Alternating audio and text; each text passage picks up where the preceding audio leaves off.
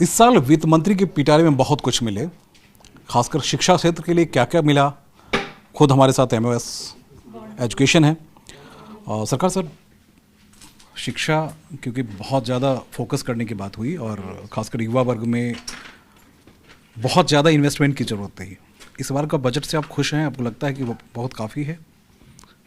देखिए, since independence ये तो हाईएस्ट बजट है इन एजुकेशन मिनिस्ट्री। स्वाभाविक रूप से हम लोग तो खुश है ही। और हम लोग ये सरकार पिछले 8 साल में बहुत अच्छे से काम कर रहे हैं।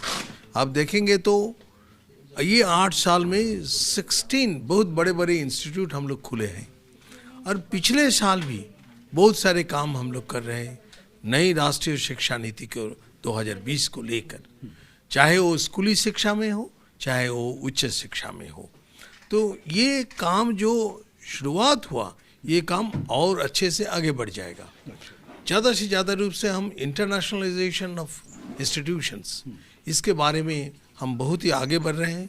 हमारे इंस्टीट्यूशन में बाहर के फैकल्टी स्टूडेंट्स सब आएंगे, हमारे फैकल्टी स्टूडेंट्स भी बाहर जाएंगे, हमारे कैंपस भी बाहर खुल रहे हैं। ये एक सोचना चाहिए कितने अच्छे एम्प्लॉयबिलिटी बढ़ जाएगा। और जो आर्टिफिशियल इंटेलिजेंस, ये जो शायद रोबोटिक्स, ये जो नया सब्जेक्ट है, ये नए सब्जेक्ट के लिए हम इंस्टीट्यूट ऑफ एमिनेंस बनाएंगे और इसके लिए भी अधिक अर्थ है। और स्कूली शिक्षा में जाए मैं वही सवाल कर रहा था। स्कूली शिक्षा में काफी बदलाव की जरूरत रही है। पीएमसी स्कूल, इसमें भी हम इसकी जरूरत सर क्यों पड़ रही है? पिछले साल से भी और ज़्यादा निवेश किया। इसकी ज़रूरत है।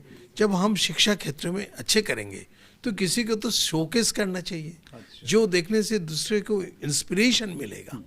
इसके लिए पीएमसी स्कूल, ये केंद्रीय विद्यालय कम होता चला जा रहा है। उसकी संख्या कोई नहीं। केंद्रीय विद्यालय भी है, केंद्रीय विद्यालय नवोदय समिति, आप उसमें कभी विजिट करिए तो आप देख सकते हैं कितने अच्छे वो बच्चे को जो सारे परफॉर्मेंस बहुत ही अच्छे ऑलराउंड डेवलपमेंट होता है वहीं पर। इसी प्रकार हमारे जो स्किल को भी हम आगे बढ़ाएंगे बहुत ही। और इसके साथ साथ जो पीएम पोषण में भी मिड डे मील जो देखिए बंगाल में तो हमको टीम को भेजना पड़ेगा, भेजे हैं हम और वो तो वहाँ काम कर रहे हैं। लेकिन हम केवल टीम ही भेजते नहीं, हम वो अच्छे हो इसके कारण हम उसको जो ग्रांट्स वो भी हम इंक्रीज करते हैं। हमारे ये शिक्षा सर उसमें पैसे इतने कम होते हैं कि ठीक से मिड डे मील में, जैसे मैं बिहार की चर्चा कर ही लेता हूँ, हम कहते हैं कि खाना हर दिन अलग अलग तरीके से मिले, लेकिन वो खिचड़ी के अलावा बहुत कुछ खिला नहीं पाते हैं। कई बार कहते हैं हमारे पास बजट उधर से कम आ रहा है, इसलिए इस बार उम्मीद करें कि बेहतर होगा। ये उनको सोचना चाहिए हर समय। जो ये बजट के साथ स्टेट को बजट को जोड़ना चाहिए, स्टेट बजट जुड़ना चाहिए। इसके साथ साथ हम ये एक बहुत अच्छे सजेशन दिया जो तिथि भोजन, हम जनता को भी जुड़ना चाहिए, जनता को जुड़ना चाहिए। उनका कोई जन्मदिन होता, कोई मैरिज एनिवर्सरी होता तो बच्चे को जाकर कुछ प्रोटीन फूड खिलाएंगे, कुछ फ्रूट्स खिलाएंगे। हाँ, इसमें पार्टिसिपेशन करना चाहिए, आह्वान करना चाहिए। जैसे दिल्ली में देखने को मिलता है, दिल्ली में इस्कॉन और इस तरह के जो बहुत से अगस्त में को होता है। उसके बाद हम चलेंगे सर पश्चिम बंगाल को लेकर। पश्चिम बंगाल में राजनीति अपने चरम पे है। इस बजट में क्या क्या आप लोगों ने उस प्रदेश के लिए? बहुत कुछ है। देखिए, एजुकेशन सेक्टर में भी वो जैसे चाहे वो हो सकता है, सबको उनको मदद लेना चाहिए, पैसे को यूटिलाइजेशन होना चाहिए। इसके साथ साथ देखिए आप जो हमारे एग्रीकल्चर सेक्टर में 20 लाख रुपीस फॉर क्रेडिट के लिए दिया है, तो ये 20 लाख क्रेडिट से मान लीजिए 1.33 लाख करोड़, तो ये तो बंगाल की जनता को मिल सकता है। वो स्टेट मदद करेंगे तो ऐसे रेल में 2 लाख करोड़ दिया है। तो रेल में देखिए सबसे ज़्यादा निवेश हुआ। तो रेल में बंगाल के अंदर 43,000 करोड़ का प्रोजेक्ट 54 प्रोजेक्ट पड़े हैं। क्यों पड़े हैं? वो लोग लैंड एक्विजिशन करके नहीं देते। वो लैंड एक्विजिशन करके देंगे तो ये हमारे बंगाल के जनता को ये फ़ायदा मिलेगा। इस फायदा से में तो हमारे कंस्टिट्यूंसी भी एक है, छातना मुकुटमणिपुर रेल। वो लैंड एक्विजिशन कर देंगे तो अगले दिन से काम शुरुआत हो जाएगा।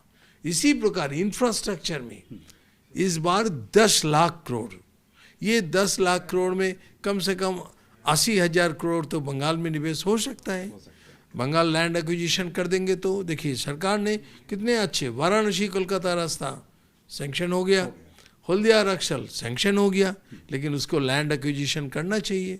लैंड एक्विजिशन कर देंगे तो काम शुरुआत हो जाएगा, तो ये पैसा निवेश होगा। तो कहते हैं ना कि यहाँ से अगर गंगा जल आपके लिए भेजा जाए तो आपके लिए पात्र भी होने चाहिए। तो पश्चिम बंगाल में फिलहाल मंत्री जी ने कहा कि अगर आपके पास पात्र अच्छा हो तो आप बहुत कुछ ले सकते हैं। बहरहाल वो एक पॉलिटिकल एंगल है, लेकिन जहाँ तक हम एजुकेशनल एंगल की बात करते हैं तो सरकार ने कोशिश बड़ी की है। देखना दिलचस्प है कि सबसे बड़े जो परेशान रहते हैं वो, एक सवाल सर से मैं कर ही लेता हूँ सर, जब सीटेट वाले बच्चे होते हैं वो जब फ़ी भरने के लिए उनका फ़ी लगातार बढ़ता चला जाता है, उस सब के लिए क्यों नहीं सोचते कि वो एक बड़ा सेगमेंट होता है। सीटेट के जो बच्चे होते हैं, जो भी एग्जाम्स, हाँ, की जो फ़ी है वो बढ़ती रहती है जी, तो उस पर भी कहीं ना कहीं एक बार गौर करने की ज़रूरत है कि वो बच्चे तो बेरोजगार होते हैं। देखिए ये जो हम एग्जामिनेशन अच्छे से हो, हाँ, तो ये एग्जामिनेशन करने की जो खर्चा ये भी बहुत बढ़ गया ना, तो इसके कारण फीस भी बढ़ते हैं।